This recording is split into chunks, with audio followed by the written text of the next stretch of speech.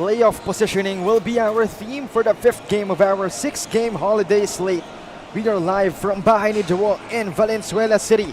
16 and under action from the north coming your way as we continue the live coverage of the country's premier youth basketball league, the one and only Manny Pacquiao's Junior MPBL. And for our games today, once again, the first set of 3 was between Mandaluyong and Marikina. Second set of 3, Valenzuela versus Antipolo, 18 and under already done, 16 and under, and 14 on your way. Samantalang mamayang 5 p.m. and 7 p.m. meron tayong 21 and under action. So make sure to stay tuned to our ball games. So good afternoon, everybody. The name is Chop Pangilinan, still with professional basketball player Kyle Sanchez. So good afternoon, Kyle. Good afternoon, Cho. So second game of our virtual 3-game series between Antipolo and Valenzuela, but this time 16 and under naman. Now talking about both teams, we all know patapos na ang ating regular season. So lahat ng teams gustong makakuha as much wins as they can to hopefully put them in a better playoff position. Pero of course, pag-usapan muna natin itong Valenzuela unfortunately losing to makabagong San Juan in their last outing. Yes, Valenzuela started strong in that game against Makabagong San Juan, but unfortunately in the second quarter, towards the end game, they were not able to score and stay consistent when they started strong, and San Juan was able to pull away with that win. But a bright spot for Valenzuela Classic Junior in that game was John Patrick Ayman with 22 points and 14 rebounds and 2 steals. A monster double-double for him, but sadly, not enough to get the win. So hopefully John Patrick Ayman's efforts will be enough for Valenzuela today. Pero pag-usapan naman natin itong Antipolo JY Titans notching a W against the Quezon City 8-8 Junior Giants. Well, for the first 3 quarters, it was a close game between Antipolo and Quezon City. But in that fourth quarter, itong Antipolo let out a 30-11 scoring blast, which led to that 21-point victory, and leading the way for the Antipolo JY Titans was Angelo J. Agustin with 18 points, 6 rebounds, 1 assist, and 1 steal to lead the way. So offense was the key for Antipolo in that outing. But then again, you know, sabi ko nga kanina, the season is ending. Everybody wants to get as much wins as possible. So let's waste no time further. Let's turn it over now to our venue announcer, Mr. Gio Cruz, for the start of our ball game.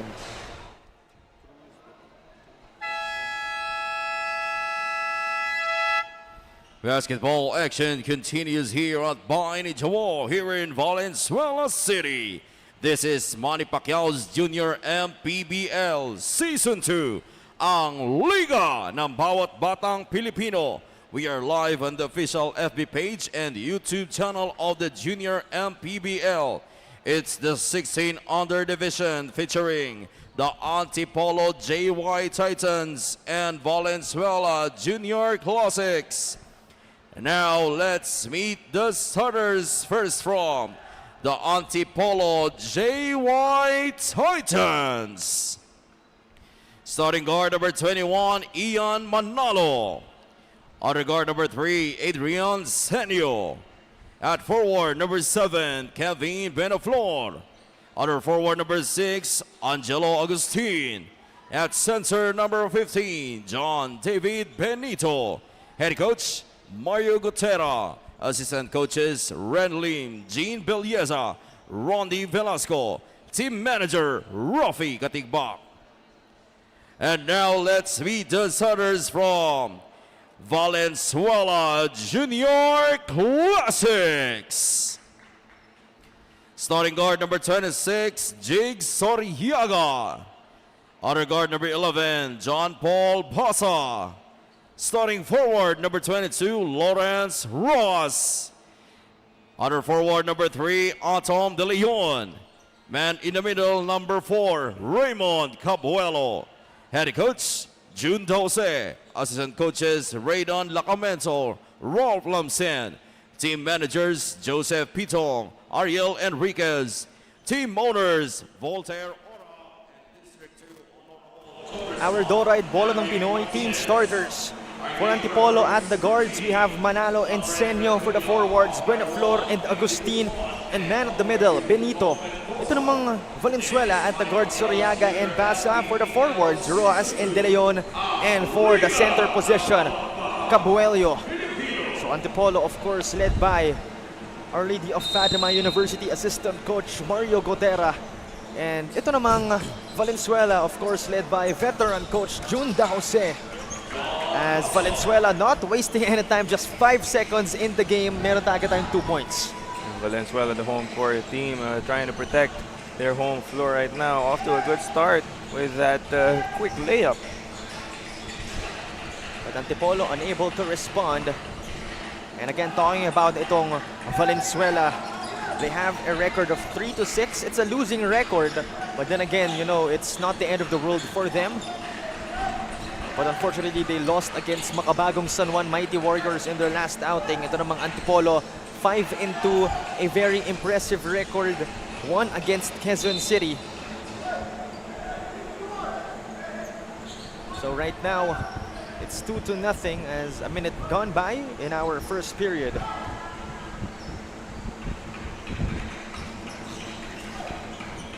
So right now, Valenzuela has the possession. And it's out of bounds. Possession going to stay with them. And talking about the standings, itong Antipolo, they're currently third. Only on top of them is Quezon City and JT, Bulacan, Taipan. And ito namang Valenzuela, they're currently at 8th place, 3-6. Ang nasa ilalim nila, Rizal, May Kawayan, and Davao. Ang sa taas naman nila, Marikina, Mandaluyong, Manila, and Makabagong San Juan. So both teams at fairly a good position, pero you know, you could always get a better position heading into the playoffs. And once again, just like in the previous game, Valenzuela starting strong with a 4-0 lead kontra dito sa Antipolo, but it's their consistency throughout all 4 quarters is what's lacking so far for Valenzuela. They started strong last game as well, but in the second and third quarter, they fell flat, which allowed their opponent, which was Makabagong San Juan, to pull away with that 15-point victory. And you know, Kyle, you've mentioned itong si John Patrick Aman. Again, you said also he grabbed 22 points, 14 rebounds in his last game, even though they lost. You know, this guy, he likes to attack the paint. He likes to crash his way inside. But then again, if you've done your homework, you know he will do that. He will have to improve his three-point shooting. Yes, that's one of the things that he can address as well. Still not a finished product, even though he has performed very well, especially in the previous game where he had a monster double-double, 22 and 14, as you mentioned. But we'll see if he can be consistent and try to replicate those numbers here today against Antipolo. Actually, you know, Antipolo has someone like him in Derek Emmanuel Duterte, averaging 15 and 7 boards. So both teams, or at least both main guys, liking to crash their ways inside the paint. But now a Nature Spring timeout at 6-2, 4-point lead by the homeowners as there's over 7 minutes remaining in our first chapter.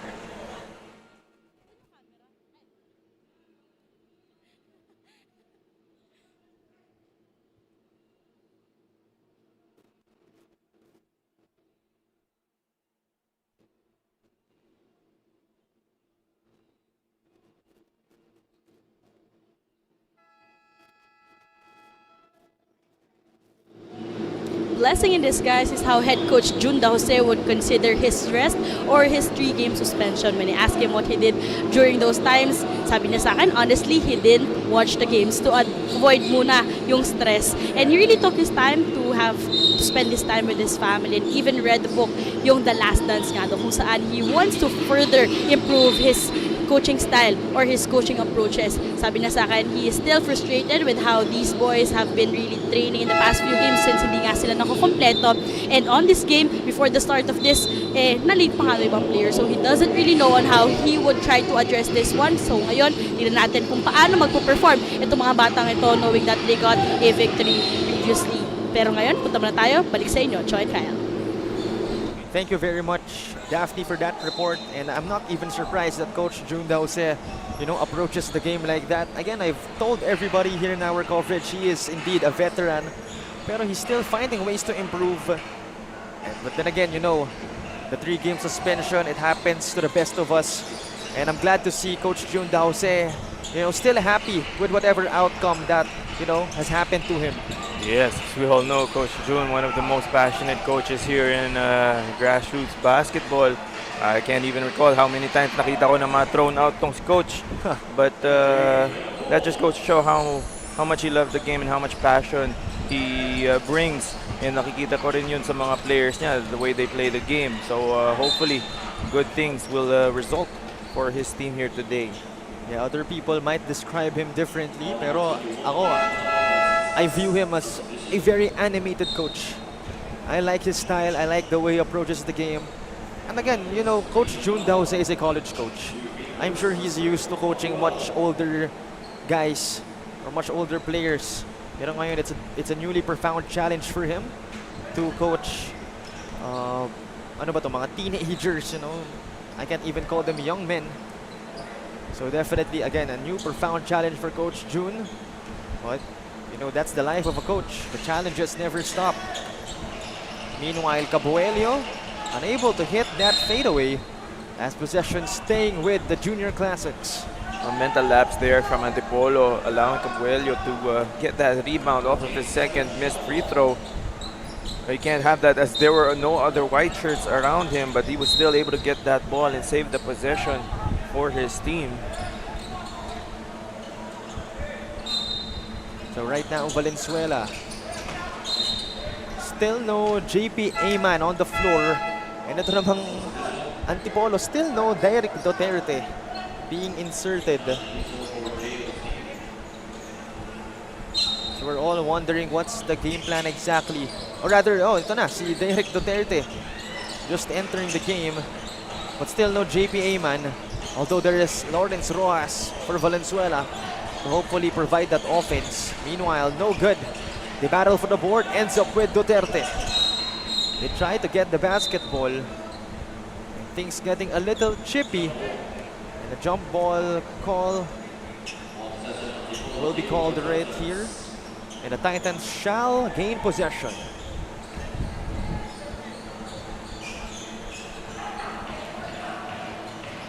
Here comes the Antipolo JY Titans. They're down by 2.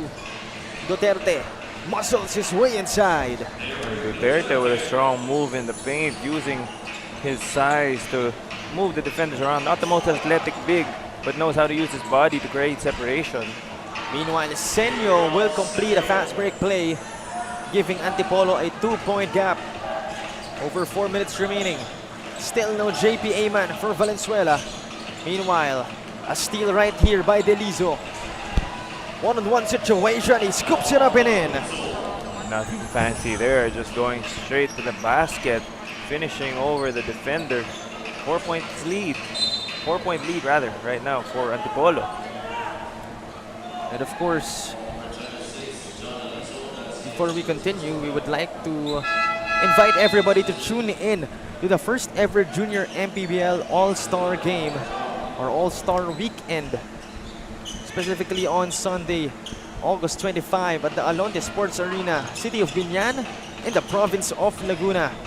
So one of the main highlights of our All-Star Sunday will be the Executives game, where a famous rapper and a famous actor will be playing. So if you're curious and if you like to see kung sino ba yung maglalaro, wala kayong choice, kailangan nyo manood, hindi nyo malalaman sa akin yan.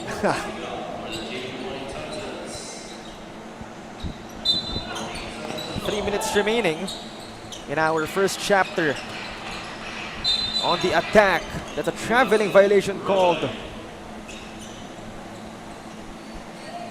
Rojas couldn't believe it, but he did take 3 steps prior to taking that shot. So easy call right there for our officials. So talking about itong si Adrian Senyo for Antipolo, he's actually included sa ating 3-point shootout for the 16 and under. So hopefully we'll see him first perform in this ball game, you know, giving his squad hopefully the win, and then tsaka siya magpapasabog on Sunday.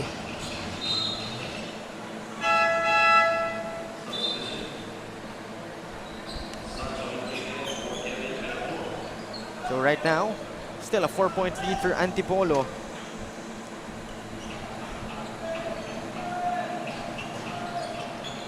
So here comes Valenzuela. Over 2 minutes remaining. No good.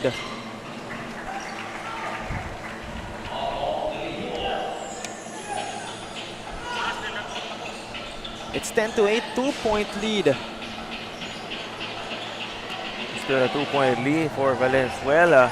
but I'm not sure if our officials are aware, but the clock has not moved since that previous possession. Only 2 seconds have gone off the clock since that putback, which cut this lead down to 2 for Valenzuela. Yeah, so that was a technical difficulty, but now it seems like the clock is now moving. It's at 2 minutes and 18 seconds.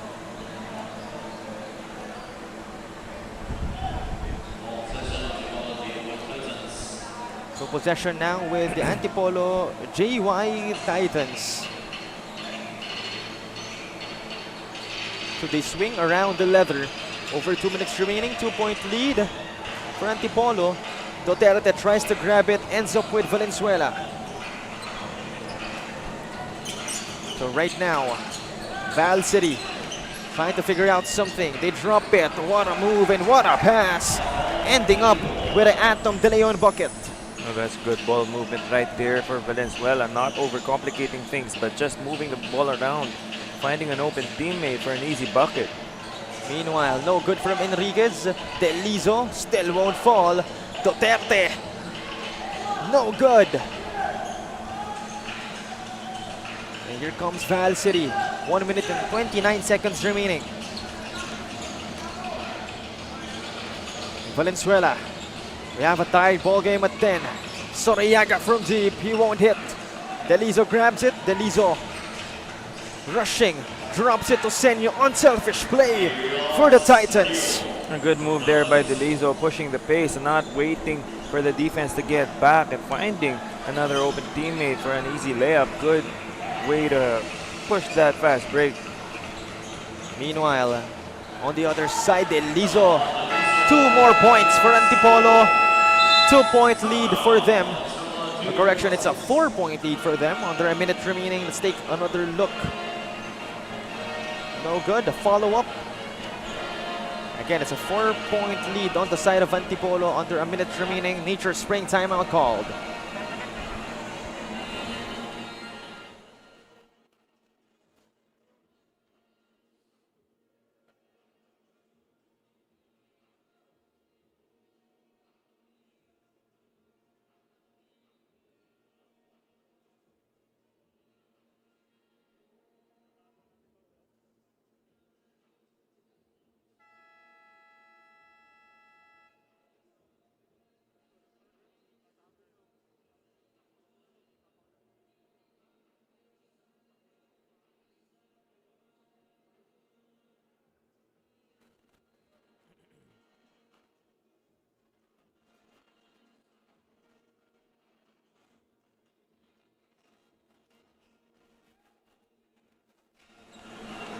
Back to the action right here, and that guy, Direk Emmanuel Duterte, is part of our 16 and under All-Star game.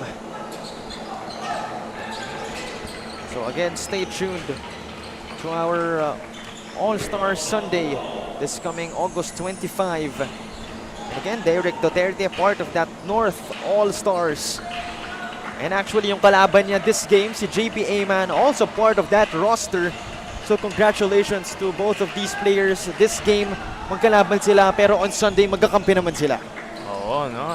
Right now, wala munang kaibigan. Save that for Sunday in the All-Star game. But right now, they're going to battle it out to further their team's cause heading into the playoffs. So right now, just 14.2 seconds remaining. Antipolo has a 2-point lead. So 2 free throws on the way, this time for Raymond Cabuelio of the Valenzuela Junior Classics. Already has 6 points in this quarter alone, averaging 10, 7 boards, and close to 1 dime in almost 27 minutes of action. So definitely one of Coach June's main guys, as there's 7 seconds remaining. Down to 5. It's down to 3. Cruz down to 1. Able to put a shot up, and that is in! Will that count? Look good from our vantage point, but the referees waiting. Oh, well, already signaling that the shot will count. Let's take another look. Cruz, bailout pass to the wing for Sancho Enrique, and gives his squad a 3-point lead. So another look. Sancho Enrique, long two. And it is indeed counted. 16-13. 3-point lead by Antipolo as we'll return for the start of our second period.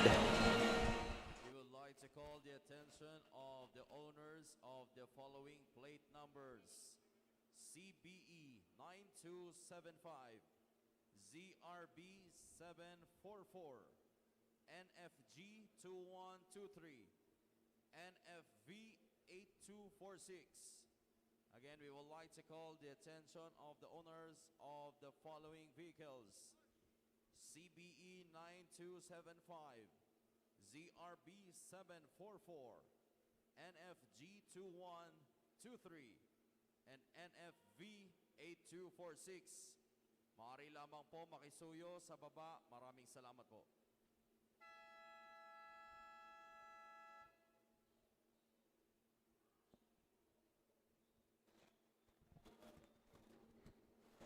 Back to the action right here. Once again, we're in Bahay ni Jawo in Valenzuela City. Of course, the court dedicated to the one and only Sonny Jaworski, a 4-time PBA All-Star and 1978 Most Valuable Player. Of course, part of the Hall of Fame class of 2005. And if di nyo siya kilala, meron naman tayong YouTube and Google. So, yun na lamang po ang gawin nyo. But for now, it's the start of our second period in this battle between the Valenzuela Junior Classics and the Antipolo JY Titans. So far, it's a 3-point lead, 16-13 for Antipolo, as Valenzuela having possession right now. Shot clock down to 12. 3-pointer won't fall. Raymond Cabuello, the hustle and the putback. Cabuello, one of the better performers right now for Valenzuela, keeping his team close. Cabuello already has 9 points, and interestingly, itong Valenzuela, still no JP Ayman on the floor. We'll have to get a report if at halftime if he still will not be able to suit up here in the second quarter, to see if this is a strategical move by coach, or if there's anything that we have yet to find out about Ayman's condition, if there is any. Well, he seems to be in good shape. Naka-Kobe reverse Grinch pa with pink socks. So I think, and he's smiling, you know, laughing at the bench. So I think he's happy. And lalo na si Coach Jun Dause, you know, I'm confident to say na he gives JP all the confidence in the world. He has the green light to shoot the basketball. So again, we're all wondering kung bakit nga ba, malalaman natin ng mamaya. But as of right now, it's a 1-point lead for the Antipolo JY Titans. Cruz. This time, it's Delizo from deep. Unable to hit it. 2 minutes gone by in our second period. The attack. Drops it. The fake. Cabuello picks it up. Cabuello now with 11 points. Raymond Cabuello has been going to work for Valenzuela with 11 points and 5 boards so far. Let's take another look. His teammates dropping the leather, but he's always prepared to pick up and make that garbage into gold. A Nature Spring timeout is called right here.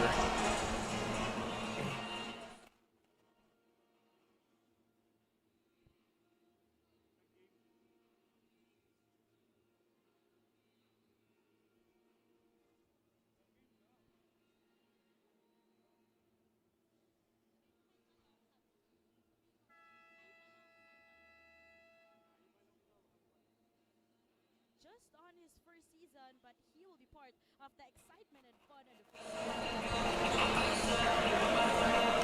Back to the action right here. It's 17-16, a 1-point lead on the side of Valenzuela after that Raymond Cabuello putback. Once again, he has 11 points and 5 dimes, or rather 5 boards. So Antipolo now having possession. Manalo sends it to Abay. He attacks, tried to drop it, but that is intercepted. So here comes Valenzuela. They attack. Lawrence Rojas, one-hander, won't fall. Still won't fall on the putback attempt. Another try. And no ID, no ante. Sends the other Rojas. But you get it back, and that will be a fumbled shot coming from John Paul Basa. And on the other side, Derek Duterte will miss. Another try, finally falling for the big boy. Duterte, nothing flashy about his game whatsoever. Just 1 or 2 dribbles, but very good in using his body and avoiding that offensive foul goal. He's just using enough contact to move the defender away. Meanwhile, they send it inside. Antipolo, no good on that baseline jumper, but Rojas of Antipolo will put it in. Both teams making a living from the paint and off of offensive rebounds as well. And that's why the game is as close as it is, with Antipolo clinging to a slim 3-point lead. So there's Carl Rojas for Antipolo and Lawrence Rojas for Valenzuela. And both like to get chippy inside. So that's an interesting thing to observe. But now let's turn it over to Miss Daphne Cristobal for a report. Just on his first season, but he will be part of the excitement and fun for the first ever Manny Pacquiao's Junior MPBL All-Star Game on Sunday. Well, ito nga si Derek Duterte, not actually related to our former President Rodrigo Duterte, and he is not from Davao. Hailing from Angono Rizal, the 16-year-old big man shared that he wasn't expecting any of this. Dagdag pa nga niya, disiplina ang nagdala sa kanya. Mula ensayo, hindi daw talaga siya nanduduga kasi alam niya, sarili niya lang ang lolokohin niya. With his dream to play in the pros, how would you describe this guy, Cho and Kyle? Very well said, Daphne, and very well said, Mr. Duterte. You know, you can never cheat on the grind because the results will always show. Kapag naglalaro ka, kapag nagmimintis ka, alam mong hindi ka nag-ensayo. And that's a good mindset to have para dito kay Duterte, no? Knowing that even though this is his only first season so far here in Manny Pacquiao's Junior MPBL, he is performing very well, and that's a testament to the discipline, as Daphne just mentioned, the discipline that he has, not just in the game, but it all begins with practice, and that's where you develop the good habits that you should have and bring with you towards your career. And as he progresses and grows older, that will serve him well. And so far, maganda pinapakita nito ni Duterte, not trying to do too much and not going out of his comfort zone, and just working on just using whatever he's good at, which is being a big body in the paint. And of course, part of the North All-Stars as well for the 16 and under division on our All-Star game. Once again, this August 25, Sunday, at the Olonte Sports Arena. Again, make sure to stay tuned as on our executive All-Star game, meron tayong special guests. One famous rapper and one famous actor. So yun ang ating clues once again. But this time, it's Cordon on the fast break, putting up 2 points. 5-point lead for Antipolo. They lose the leather but picked up by De Leon. Concebido attacks. Concebido sends it out. They fire from deep, and that is short.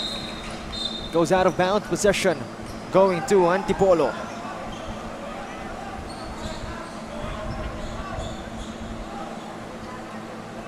So right now, there seems to be a discussion between our officials and the table officials. So seems like the ball was tapped by Antipolo. So Valenzuela will now retain possession as they have 8 seconds to shoot on the shot clock. Concebido at the wing. Back to him. Concebido attacks. No good from Concebido, and no good as well on the putback attempt. Finally going in, courtesy of Atom De Leon. Once again, the offensive rebound, second chance points of Valenzuela, keeping them close to Antipolo. But Duterte once again using his size to make to convert another basket down in the paint. The big boy Duterte. We don't call him big boy for no reason. But now Adrian Senio to Cordon. Won't fall for them. Here comes Gion Concebido as he draws a foul. Ian Manalo getting called.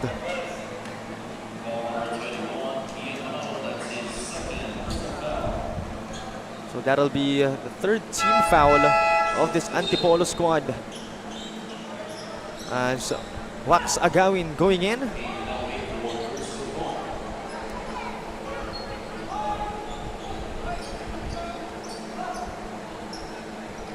So possession with Valenzuela. Basa, sideline inbound. Finds Concebido.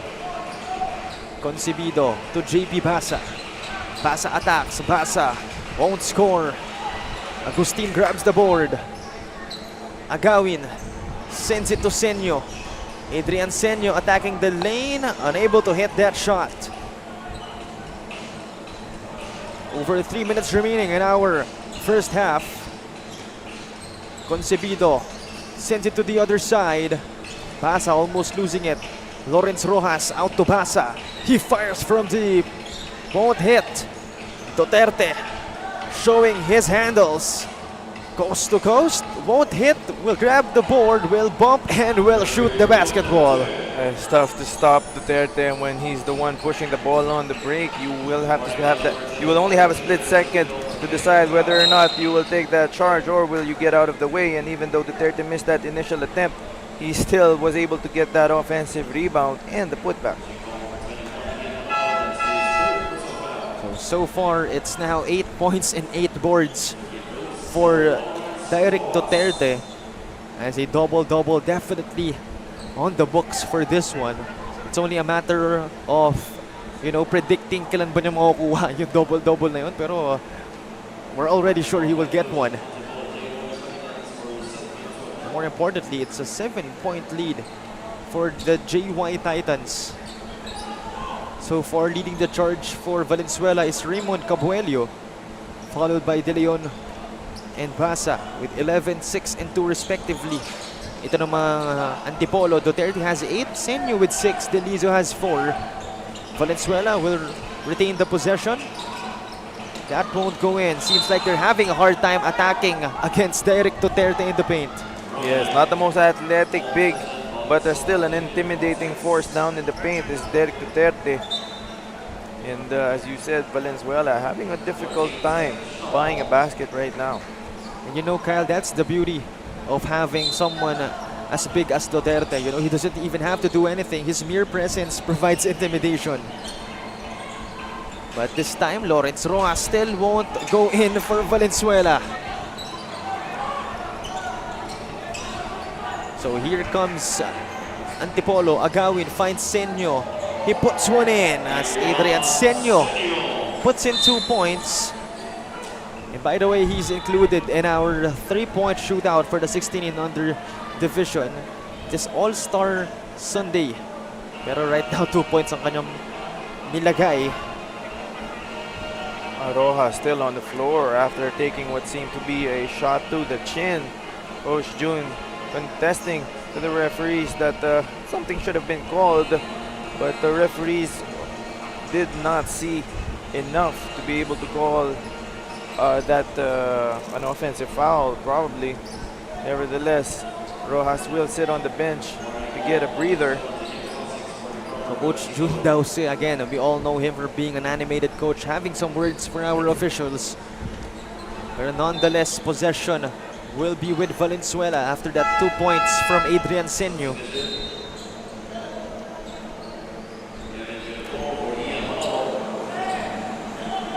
So right now, under 2 minutes remaining in our second chapter. The attack. And Derek Duterte just giving Valenzuela a hard time inside. 14 seconds to shoot on the side of Valenzuela. Cabuelio against Duterte. Inside, no good. Coming from Suriaga. Valenzuela evidently struggling against Duterte in the middle. Buenaflor inside the key jumper. Nothing but the bottom of the hoop. That's now a double-digit lead for Antipolo towards the latter part of this second quarter. Meanwhile, inside, Raymond Cabuelio. That's 13 points already for him. 45 seconds remaining. Buenaflor to Angelo Agustin. Sends it home. Back-to-back perimeter jumpers now for Antipolo.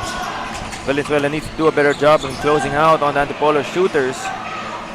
Direct Duterte attacks. Direct Duterte shall shoot 2 freebies. 23 seconds remaining.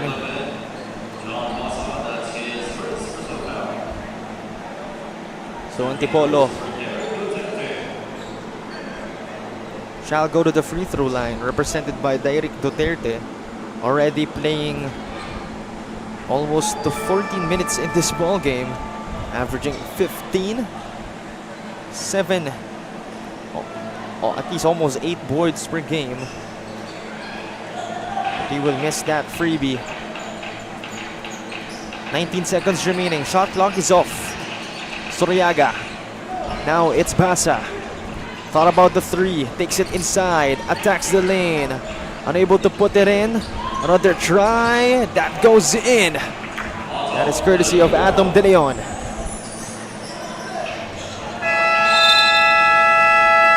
And that'll do it for our first half. It's 34-23, an 11-point gap as the antagonists, itong Antipolo JY Titans, putting themselves on top so far, at least in this competition. 34-23.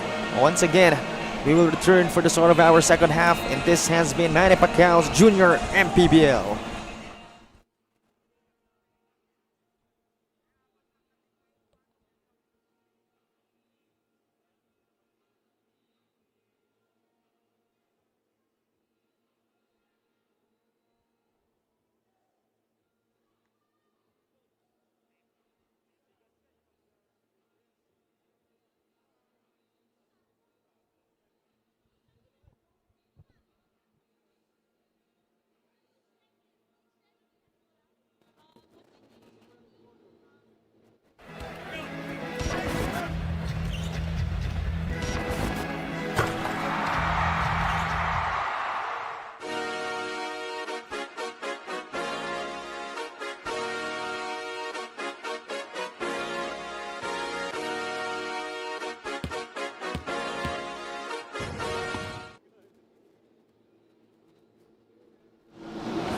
You're still watching Manny Pacquiao's Junior MPBL para sa ating halftime. Kasama ko nga ngayon si Assistant Coach Ren Lim for Team Antipolo JY Titans. Good afternoon, Coach. Thank you so much po for having this ample time. Coach, your team is up ahead ngayon, no? Pero paano po ba natin ma-maintain yung kalamangan na yon para hindi po ito over nitong Valenzuela?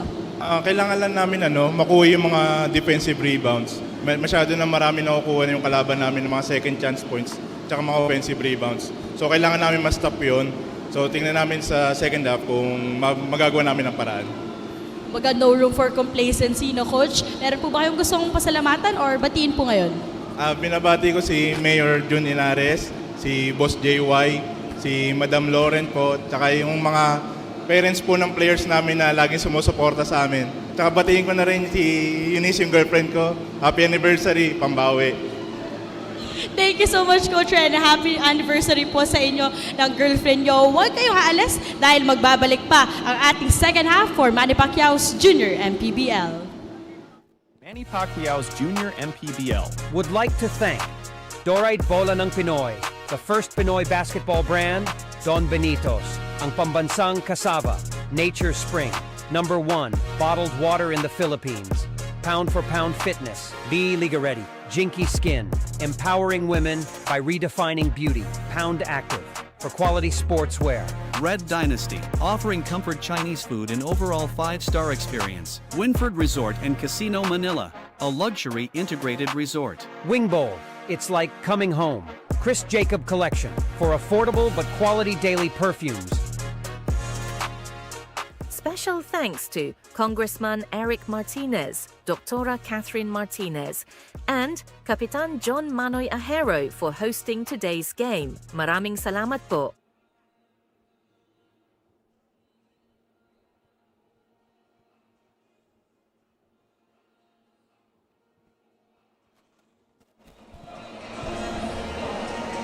And at the half, it's 34-23. An 11-point gap in favor of the antagonists, the Antipolo JY Titans. And so far, it has been a more successful game for them as they've hit it from outside and also hitting it from inside, of course, with the likes of Derek Duterte having an inside presence and their other teammates as well contributing and doing unselfish plays.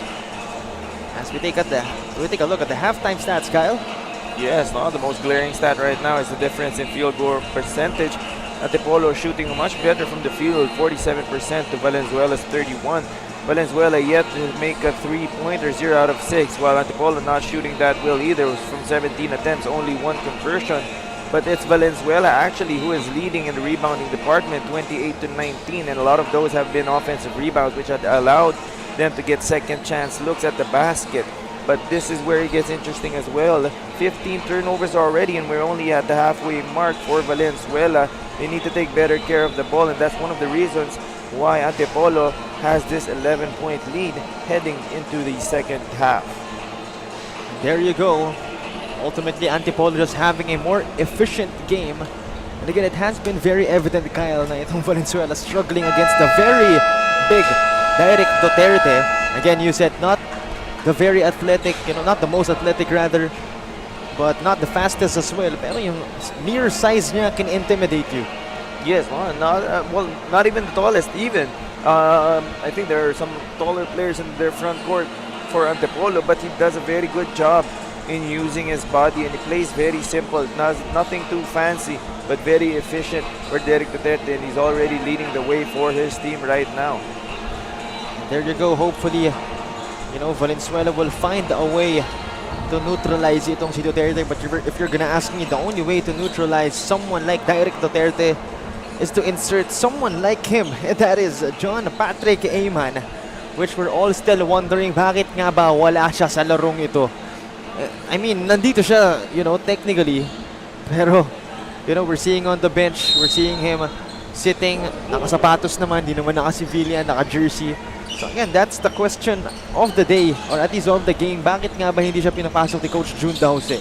Yes, hopefully we can get a report from Daphne later on as to what is going on with Ayman, and as to why he's sitting on the bench, seeing that his team is needing his services at the moment. Definitely they need him in this ball game. But as of right now, Valenzuela has possession. The reverse lay-in, no good. The battle for the basketball. Now it's Valenzuela. Another try, no good for Soriaga. Picked up by Buenaflor. Cruz dives for it. Finds Sancho Enrique. The attack. Enrique has the leather. Inside, no foul call. But that's gonna be 2 freebies for Sancho Enrique. Looks like Atom De Leon shall be called for that foul. Oh, and ang masakit doon is he was the one who was hit in the face, but also he was the one caught reaching in as Enriquez was trying to go up for that shot. So foul will go to De Leon. So roughly a minute gone by in our third period. The first one is no good for Sancho Enrique. Again, he hit that buzzer-beating shot to end the first quarter. A long 2. As he goes 1 out of 2. Make that a 12-point lead on the side of Antipolo. Meanwhile, Valenzuela has possession. Soriaga now sends it to the deeper wing. It won't fall.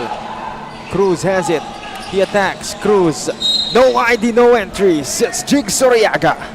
Strong drive by Cruz, but even a better defense by Soriaga, not giving up on that play. Good timing on that block. Still a 12-point lead for Antipolo. Buenaflor. Good deflection once again coming from Soriaga. Good defensive awareness, knowing where the ball and his man is. So right now, Buenaflor sideline inbound. Bothered by Rojas, finds Cruz.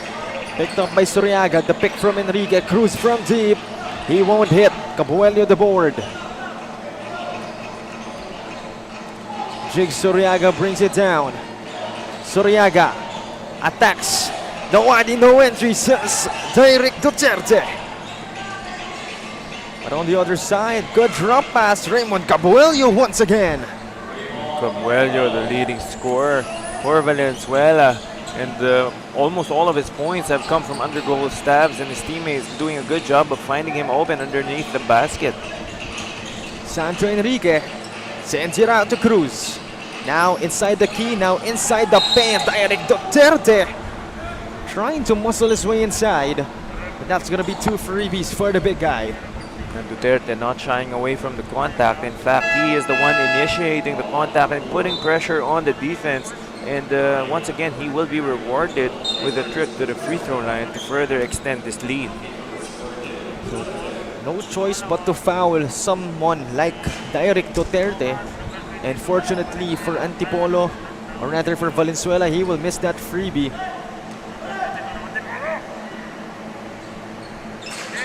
He will go 0 out of 2. And again, we're still all wondering bakit nga ba wala si JP Aman for Valenzuela. Meanwhile, Basa won't hit. Rebound by Duterte. Daphne mentioned that she will be reporting on that in just a moment. So hopefully we will find out soon what the case is with John Patrick Aman. So roughly 3 minutes gone by in our third chapter. So far, it's still a double-digit lead for Antipolo at 10. So far, 3 team fouls already on the side of Valenzuela. And once again, back-to-back trips to the free throw line for Derek Duterte, shrugging his shoulder a little bit from the contact. First one is good for Duterte. Again, he went 0 out of 2 on his last trip. Hopefully will go perfect this time. And he won't, but 1 is better than none. As possession going to Val City. So far, Antipolo only 1 point scored in this quarter. Or make that 2 points scored. Actually, both teams only 2 points. That is no good, but they get it back. Another try, still won't fall. A battle in the paint ends up with a Duterte rebound. Here comes Delizo. One-hander off the glass won't fall for him. And Lawrence Rojas able to catch that long pass. Now it's Soriaga. Putting on the moves, attacks the lane. One-hander, able to score. A friendly bounce there for Soriaga, and a good move to get past the initial defender and score over the help defense as well. Delizo. Now it's Cruz, back to Delizo at the right wing. Now at the elbow, itong si Duterte having the leather. Muscling his way inside. Soriaga taking a hit to the face. No call there by our referee, so play on. Again, nothing you could do against someone like Derek Duterte. But Lawrence Rojas able to score 2 points of his own. Valenzuela not wanting Antipolo to pull away just yet, cutting this lead back down to single digits. That won't hit. Out of bounds, possession going to the side of Val City. And now let's turn it over to Miss Daphne Cristobal for a report. Choi and Kyle, it's not just you or us who are wondering, but also our audiences on why Patrick Aman is still seated on the sideline. Well, the reason behind this is he is one of those players who failed to train recently. Knowing itong si Coach Jun Jose, you reap what you sow and you earn that playing time even if you have that talent. Well, isa sa mga nag-step up ngayon is Lawrence Rojas, but despite that, sabi ni Coach Jun Jose, hindi pwedeng talento nga lang ang meron. Dapat gamitin yung instinct and yung kanyang decisiveness here on this game. Back to you, Choi and Kyle. Thank you very much, Daphne, for that report. And there you have it. There's the answer. But right now, Nature Spring timeout going to be called as it's a 9-point lead courtesy of the Antipolo JY Titans. Less than 5 minutes remaining.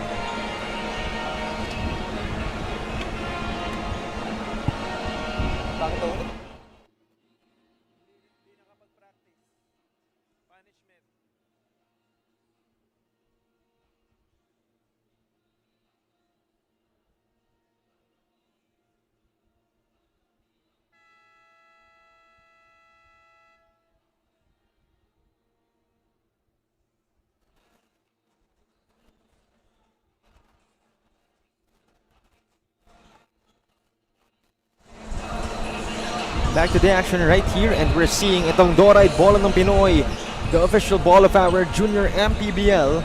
And of course, big shout out as well to the rest of our sponsors, Pound for Pound, Be Liga Ready, Nature Spring, the #1 bottled water in the Philippines, Don Benitos ang pambansang kasava, Jinky Skin empowering women by redefining beauty, and Pound Active for quality sportswear.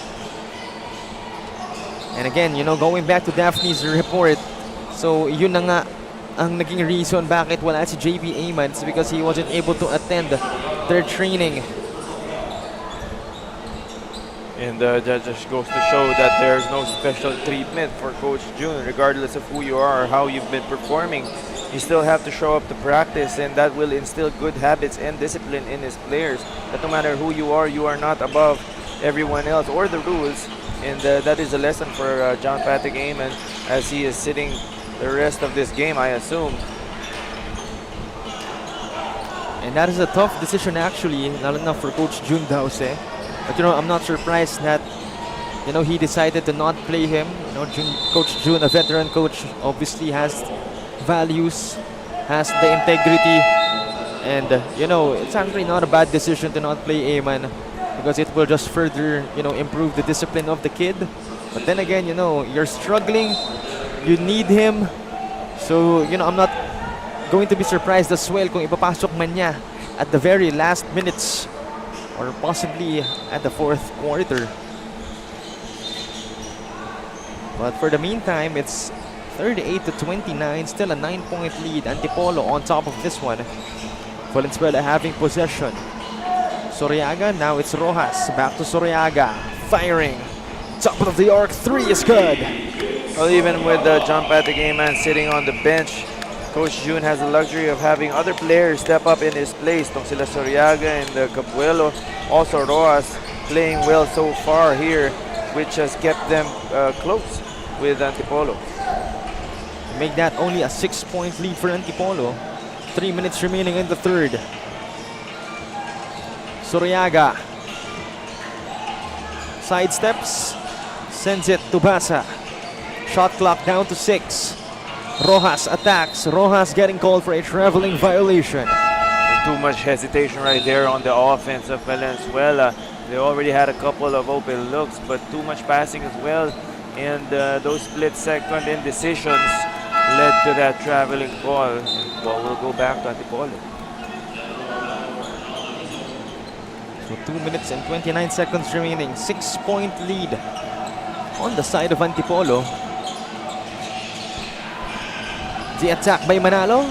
Manalo won't hit. Agustin working his way inside. What hustle showcased by Angelo Agustin. Rojas asking the referees for an offensive foul call, but not enough contact there for the referees to call that. You have to focus and keep playing until a whistle is blown. Meanwhile, Basa tried to drop it, and a steal right here by Manalo. Rather, that was Cordon. He attacks and will go in on that coast-to-coast drive for Cordon. Friendly bounce there for Cordon. Valenzuela needs to do a better job in stopping the man with the ball. In the fast break, you always try to stop with the man with the ball first before you turn your attention to the other players. Soriaga fires from deep. He won't hit. Rebound by Agustin. Coach June scratching his head on that offensive possession. Not what they would like to execute there. Meanwhile, that's a no-go from Antipolo. Over a minute remaining. Coach June signaling to fasten up the pace of this Valenzuela squad. The attack by De Leon drops it. That was intended for Cabuelio, but Antipolo now having the leather. Good intentions there, but a little too late on that pass and easily telegraphed by the defense. Chris Cordon will lose the leather and will have a tough blow inside the paint, pero mukhang okay naman siya. And on the other side, Valenzuela able to score. And Cordon may have experienced a little bit of pain, pero kita naman natin tinayo na lang niya. Cordon falling awkwardly. Medyo nasahod siya doon, but nothing intentional. It just so happened that there was a player trailing the play as he let go of that shot.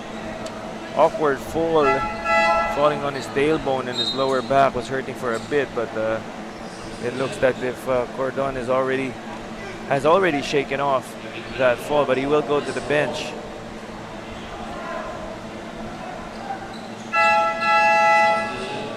So right now it's 44 seconds remaining in our third chapter. So far it's just an 8-point lead for Antipolo. Only just a single-digit lead after it was double digits a while ago. 39 seconds remaining.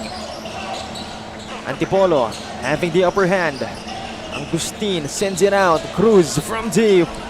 Grips the ropes. Antipolo moving the ball around much better compared to Valenzuela. And a steal right here. On the other side, Buenaflor unable to hit it. 12 seconds remaining. Buenaflor looks to have been hit on the face. The last 10 seconds, shot clock is off. Soriaga, is he aware of the time? Last 5 seconds. Soriaga puts one up. Won't fall, last 1 second. And that will do it for the first 3 quarters of our ball game. It's 45-34.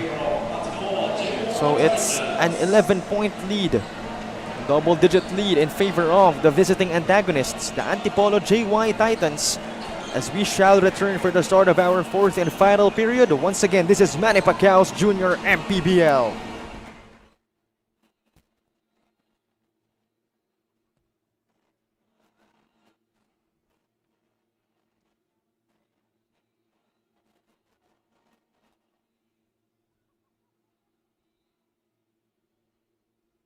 Special thanks to Congressman Eric Martinez, Dr. Catherine Martinez, and Kapitan John Manoy Ahero for hosting today's game. Maraming salamat po.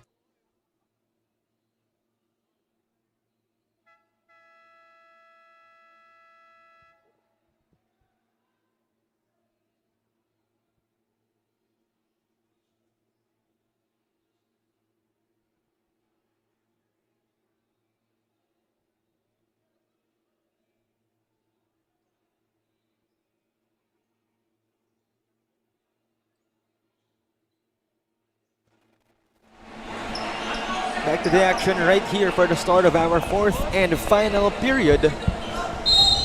Once again, this battle between the Valenzuela Junior Classics and the Antipolo JY Titans. So far an 11-point lead for the Titans. As once again we enter the fourth and final period. And once again, big shout out first to our sponsors as Romero hits it. Of course, Dorite Bola ng Pinoy, pound for pound, Liga Ready, Nature Spring, the #1 bottled water in the Philippines, Don Benitos, ang pambansang kasava, Jinky Skin, empowering women by redefining beauty, and Pound Active for quality sportswear, as Lawrence Rojas puts in 2 points of his own. Agustin sends it from downtown. Another outside jumper for Antipolo.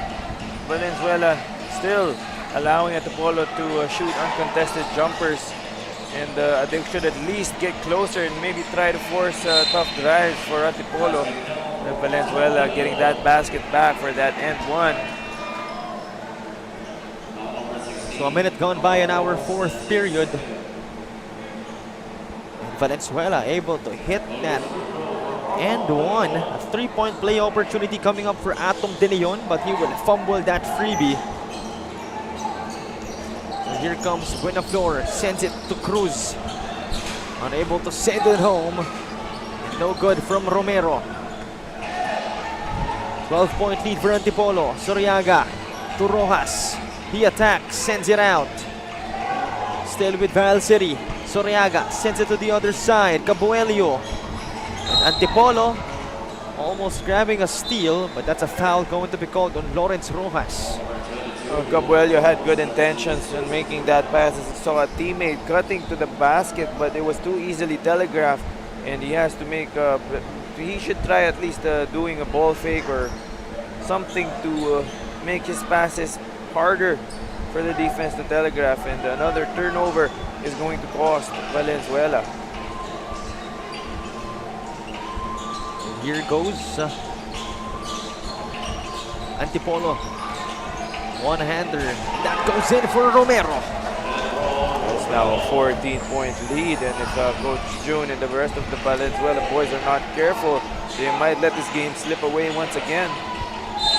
Basket and one. As Lawrence Rojas crashes his way inside and able to cut the lead to 12 for Antipolo. And what a move coming from Lawrence Rojas. A chance to make it a 3-point play. That signals itong si Coach Mario Gotera to insert Derek Duterte to have some interior defense. Bonus free throw coming up for Lawrence Rojas, and he won't complete the 3-point play as possession going to the side of the Titans. Valenzuela doing okay on the offensive end. Every now and then they will hit some baskets, but on the other end they need to string together consecutive stops. Oh, well, that's a good start right there. Oh, what a sequence as Lawrence Rojas passing that ball to Suryaga while he was on the floor. So make that just a 10-point lead for Antipolo. Romero puts one up. And a foul going to be called on his defender. That's going to be 2 free throws for Max Romero. That's not a good foul for Ortiz. You try to live with the results if you're defending a jump shooter, but putting them at the free throw line is just making it easier for them to put points up on the board. So it's Max Romero at the free throw line, able to hit a couple of jumpers a while ago. So far has 3 points to his name. A chance to make it 4. And he won't. So it's an 11-point lead for Antipolo. Rojas attacking. Rojas. No ID, no entry, says Derek Duterte.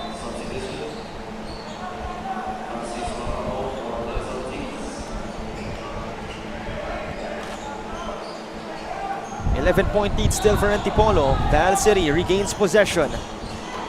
Cabuelio. And obviously Duterte, even though getting that foul, providing a big challenge to the big man of Valenzuela. Kanina nakaka-end one sila, pero nung pumasok si Duterte, it's evident that they're having a much harder time. He did have that block in the previous possession, so when you see him down in the paint, you will have to think twice before taking that shot. And that moment of hesitation can spell the difference between a made or a missed shot.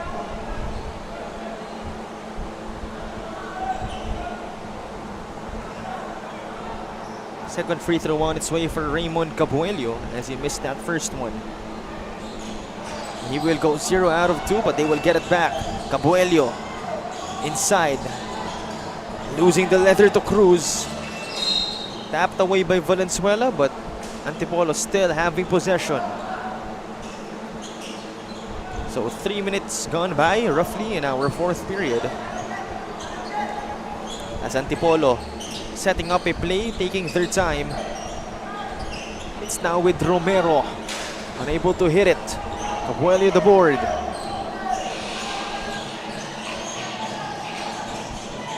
And a steal right here by Delizo. But that seems to be an unsportsmanlike call on the side of Jig Suryaga.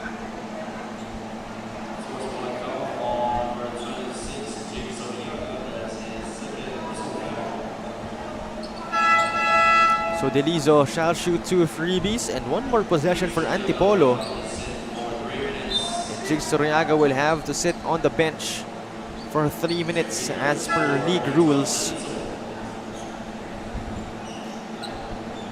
Under 7 minutes remaining in the 4th.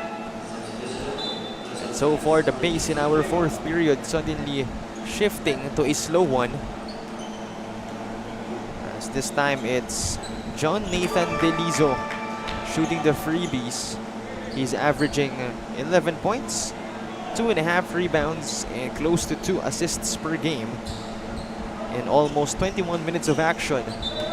Obviously, he's someone Coach Mario Godera trusts, as we're seeing him on the screen this time. Once again, assistant coach for the Our Lady of Fatima University Phoenix. Meanwhile, Duterte muscling his way inside. Nothing you could do against Big Boy Duterte. The referees instructing the defenders to stop flopping, and it is going to be an easy decision to try and flop. But when you're guarding Duterte, but it's easier said than done. You really have to put one or two more bodies on him to try and make him pass that ball out of the post. Meanwhile, basket and one for Lawrence Rojas as we take another look in this pound-for-pound fitness foul counted move. And so far, Lawrence Rojas has been the one to challenge itong si Duterte. But apparently it's not enough as Antipolo still with a double-digit lead. And again, it'll be up to Coach Jun Jose kung ilalaro ba niya itong si JP Ayman. From the looks of it, it doesn't seem likely at this point, seeing as JP's already cold, having not even warmed up, or even during the halftime break, not even trying to take shots to warm himself up. So Rojas and Cabuelo and the rest of the boys will have to deal with Duterte and Antipolo for the rest of the way. And not to mention, Antipolo still not done making some noise, as it's a 13-point lead. And the defense by Antipolo has been stellar in this fourth period, as Delizo converting off the glass at the break. And Antipolo just playing in a different way right now, turning on the switch, giving themselves a 15-point lead, and not to mention another steal for them, as John Nathan Delizo once more. Back-to-back baskets for Delizo. Has a good touch around the basket, and he's able to control his pace, not getting out of control. And now the lead has ballooned to a 17-point lead, and meron pang turnover itong Valenzuela. And the offense of Valenzuela right now in this array, already the lead has ballooned to 17 points with only 5 minutes left in the fourth quarter. And a Nature Spring timeout going to be called, as it's a 17-point lead for Antipolo over 5 minutes remaining in our fourth and final chapter.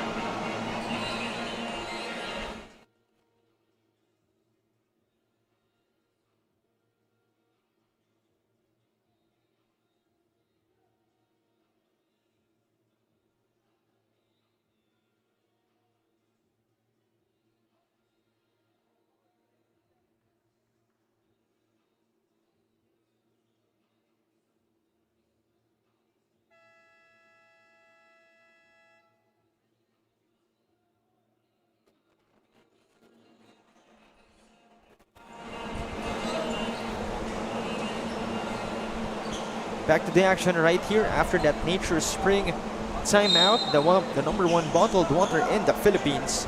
And once again, before we continue, we would like to invite everybody to tune in to the first ever Junior MPBL All-Star Game coming this Sunday, August 25 at the Alonte Sports Arena in Binyan in the province of Laguna. Once again, one of the highlights of our All-Star Sunday will be the Executives game, where we will have special guests playing in that said game. And a clue for those special guests: one is a famous rapper and one is a famous actor. So if you're curious to see who, make sure to tune in, and make sure, of course, to check out the necessary announcements of our Facebook page, Instagram channel, or Instagram page rather. Back-to-back missed baskets there for Duterte, but Valenzuela is not able to capitalize due to another turnover, and this time it is Delizo who is going to get a chance to make more free throws to further extend this lead. And once again, itong si Derek Duterte, who is still playing right here, has been selected to be part of the North All-Stars in the 16 and under division of our Sunday All-Star game. So big time congratulations to him, as well as to JP Ayman of Valenzuela. So yun nga yung sabi ko kanina, magkalaban sila ngayon, pero on Sunday, magkakampi naman sila. And of course, to Adrian Senyo, part of the 3-point shootout of the 16 and under division. So that's a lot of Antipolo representatives in the 16 and under division. But meanwhile, traveling violation going to be called on Lawrence Rojas. The referees have been consistent with that call here in our league, as you cannot hop off of one foot and land on the same foot. That is going to be an obvious travel. You can land on 2 feet at the same time or land on the opposite foot if you're going to utilize a hop. Traveling on the leads at that time, ball getting stuck behind his back. I was trying to get too fancy that time. Luckily for them, they can afford some mistakes like that, having this 19-point lead. And you know, Kyle, time is not the friend of Valenzuela right now, as there's less than 4 minutes remaining. And you said nga, a 19-point lead is not looking good for them. And ito na yung mga moments na mapapaisip ka, will Coach Jun Dause decide to finally put in JP Ayman, you know, with the hopes of cutting down the lead. Pero right now, that seems to be a continuous problem as the Eric Duterte muscling his way through. Well, it's been a nightmare for the interior defense of Valenzuela to deal with Derek Duterte here this afternoon. And the single coverage is not going to be enough to stop him. You will have to put 2 bodies on him and force him to pass that ball. Meanwhile, a fumbled shot coming from Valenzuela. So on the other side, we're nearing the 3-minute mark of our 4th period, as Duterte continuing to punish his opponents. Unfortunately, that was at an end one, but still 2 freebies coming up for Derek Duterte. I believe it was an offensive foul on Derek Duterte, lowering his shoulder. So ball will go back to Valenzuela. 21-point lead for Antipolo with only 2 minutes and 50 seconds remaining as Soriaga hits that 3. What a time for it to come. Lead still at 18. And you know, anything could happen, but knowing Antipolo, they will secure this lead in everything that they can. Duterte against Cabuelio, and Duterte not yet done punishing his opponents. Duterte sticking his tongue out and feeling good about himself here today, knowing that whoever is guarding him is going to have a difficult time trying to stop him inside that paint. Just like what I've said, we all knew ito si Duterte will get a double-double. Pero ito naman si John Nathan Delizo flying and gliding for 2 points. So far, Duterte has 18 and 10. So yun na nga yung sinasabi natin. We all know he's gonna have a double-double. It's just a matter of predicting when. And mukhang kanina pa niya nakuha to. So we're in the last 2 minutes of our competition. Jake Soriaga, 1-foot jumper is good. But unfortunately, it's a 20-point lead for Antipolo. Less than 2 minutes remaining. It's mathematically improbable, but not impossible. Yes, with only a minute and 46 left and a 20-point deficit, and with the way that Antipolo has been playing, this is a tall task and a very tall mountain to climb for Valenzuela. And if we're honest, then we're just waiting for the final score, really, as this game is almost well out of hand in favor of the blue shirts. Once again, we're in Bahay ni Jawo in Valenzuela City, so we would like to thank everybody in Valenzuela. You know, of course, first and foremost, the Congressman Eric Martinez for lending us this beautiful venue. So once again, thank you very much. And once again, we're in the 5th game of our day, as we're seeing Wax Agawin at the free throw line. Don't let the score fool you. It is a 21-point lead right now, but for the most part, it's been a close game. But towards the latter part of this 4th and final quarter, Antipolo just pulling away and showing a lot of composure to try and put Valenzuela, this pesky Valenzuela team, away. Yeah, and Antipolo just simply has been too much for this Valenzuela squad. You know, first and foremost, yung inside presence pa lang, they struggled against the big boy Duterte. You know, no one could really contain him. At least Lawrence Rojas tried to, but at the end of the day, you know, Duterte was just bigger, taller, and he knew how to use his body.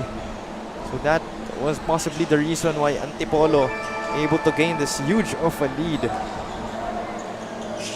And with this potential loss, Valenzuela will fall to 3-7.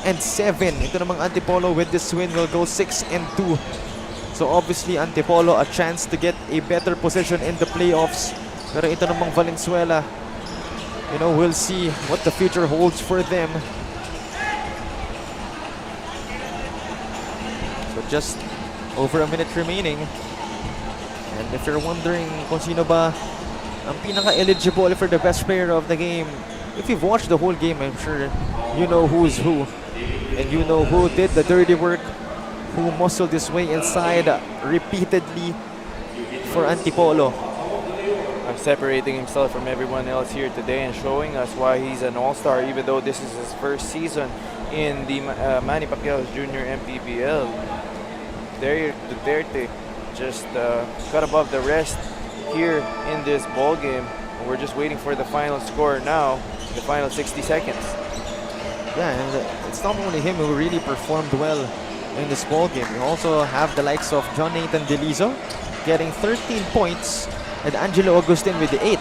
Samantalang ito namang Valenzuela, Cabuelio, the top performer with 15 points. Soriaga has 13, Atom De Leon with 10. So definitely Valenzuela's scoring was well distributed. Then again, you know, Antipolo just proving to be too much of a force inside the paint as there's 39 seconds remaining. And we would like to thank our sponsors one last time in this ball game. Of course, Dorite Bola ng Pinoy, pound for pound, Biliga ready. The Nature Spring #1 bottled water in the Philippines. Don Benitos, ang pambansang kasava. Drinky Skin, empowering women by redefining beauty. Pound Active for quality sportswear. Once again, we would like to thank Congressman Eric Martinez and the rest of his team for lending us ang Bahay ni Jawo for our venue today. Of course, big shout out as well to Senator Manny Pacquiao, to Commissioner Keith Picasso, to Executive Director J.R. Navarro, and to the rest of the junior MPBL officers. Thank you very much for making our league possible. And there you have it. That'll be our final score, 75-53, as the visiting antagonists, the Antipolo JY Titans, put the Valenzuela Junior Classics down. And big time congratulations to the side of Coach Mario Gotera and the rest of his coaching staff. But still props to the side of Coach Jun Dause, to the side of Valenzuela for showing up, for putting up a good fight. But at the end of the day, there'll only be one winner. And once again, our final score on our screens being seen, 75-53. And again, we've talked about it, our best player of the game. If you've watched the whole game, you know who's who, you know who did some big time plays. And he's literally big. So we're just awaiting our courtside reporter, itong si Miss Daphne Cristobal, to introduce us to him. But once again, big time congratulations to Coach Mario Gotera and the rest of the Antipolo JY Titans. So once again, we have itong si Miss Daphne Cristobal to interview and to introduce to us our Don Benitos, best player of the game.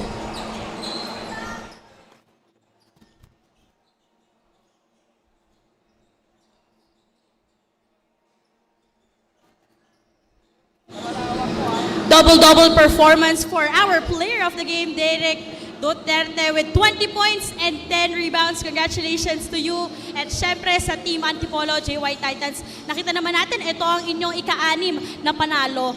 Pwede mo bang ibahagi sa amin kung paano to makakatulong sa inyo going on to the next game? Makakatulong po sa amin na sobrang ganda po ng laban namin. Pinaganda po namin yung laro. Ayun lang po. At napakasaya pong laban.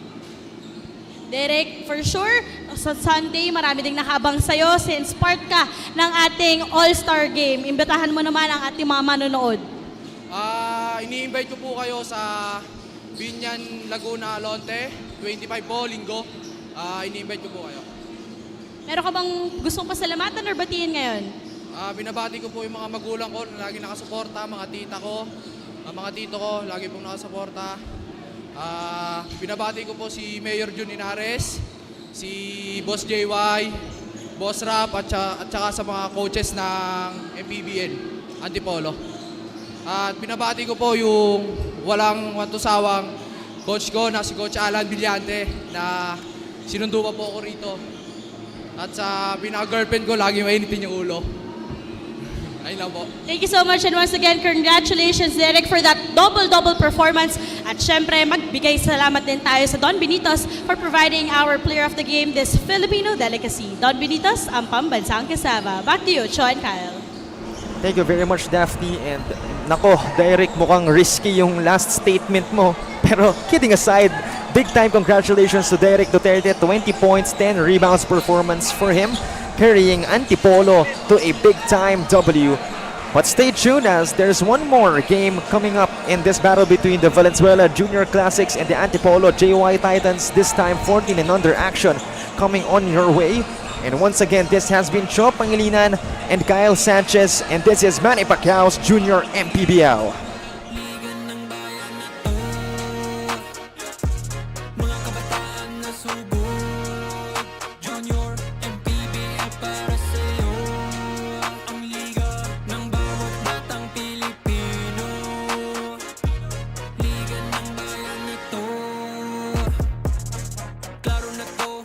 Sumuko sa gustong gawin, isang pangarap, isang tagumpay.